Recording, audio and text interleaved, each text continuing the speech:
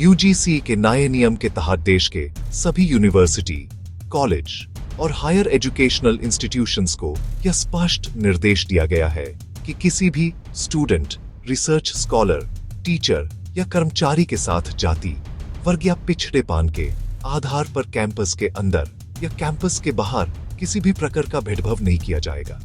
यह नियम शिक्षा संस्थानों में समानता, न्याय और गरिमा को सुनिश्चित करने के उद्देश्य से लागू किया गया है।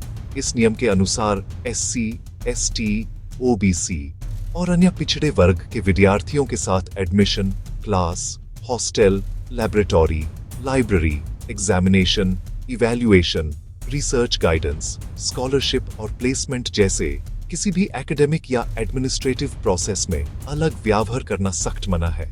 किसी भी तरह का अपमान, दबाव, तिरस्कार या अवसर से वंचित करना भेदभाव माना जाएगा।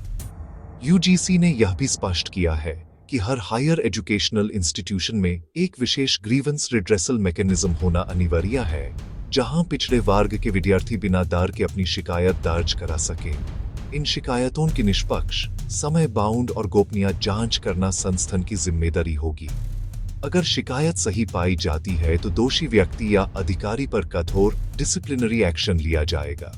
नए नियम के तहत हर संस्थान को एससी, एसटी और ओबीसी सेल को सक्रिय रूप से काम में लाना होगा, ताकि इन वर्गों के विद्यार्थियों को एकेडमिक और मानसिक सहारा मिल सके।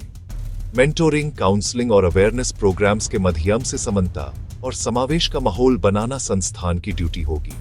यूजीसी ने यह भी कहा है कि कैंपस के बाहर होने वाले एकेडमिक कामों जैसे फील्ड वर्क, इंटर्नशिप, रिसर्च सर्वे या ऑफ कैंपस ट्रेनिंग के दौरान भी किसी प्रकार का जाति या वर्ग आधारित भेदभाव बिल्कुल बर्दाश्त नहीं किया जाएगा।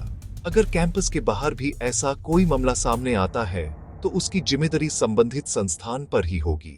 इस नियम का उद्देश्य सिर्फ दंड देना नहीं, बल्कि शिक्षा प्रणाली में एक ऐसा संस्कार विकसित करना है जहां हर विद्यार्थी अपनी पहचान के बिना डर के पढ़ सके, आगे बढ़ सके और अपनी पूरी क्षमता का विकास कर सके।